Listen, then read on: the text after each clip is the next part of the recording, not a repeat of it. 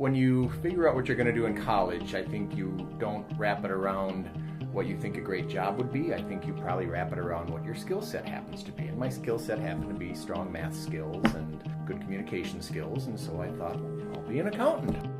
Thankfully, when I went to take my CPA exam, my mom threw her arm around me and said, you know what, kid, maybe you really ought to think of what your legacy may be here.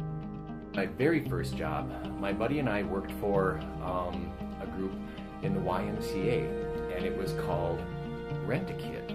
We sent in our names and our phone numbers and our addresses, and someone would say, yeah, I've got a attic I need cleaned out. Yeah, I need some lawn raking done or something. And the YMCA would get a hold of us, and they would send out a couple of kids.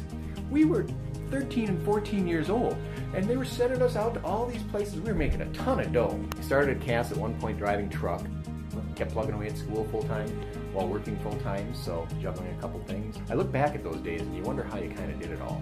Left for a little while, came back again, and then I was on the machine.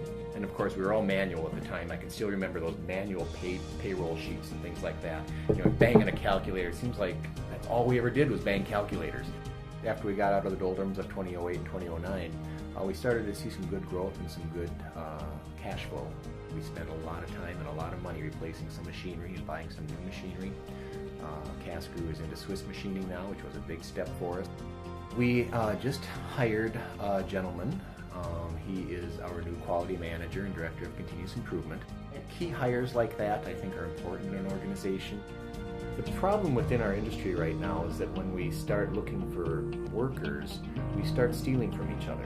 So you've got people jumping ship for 50 cents an hour or whatever and going from one shop to the other. That does nothing for our industry. Our workforce development usually centers around a sort of shadowing or a mentorship type of arrangement. You start them out in the inspection department, having them check parts, understanding how things work and fit together. Then you start putting them on machines and you have them work side by side with someone else. So there's a lot of tribal knowledge that gets passed down to the greenhorns.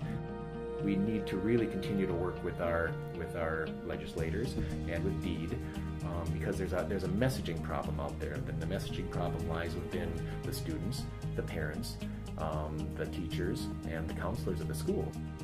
So I just think it's really important to get in front of them in some way, shape, or form, and associations are a great way to do that. Nothing makes a bigger difference than voices being heard.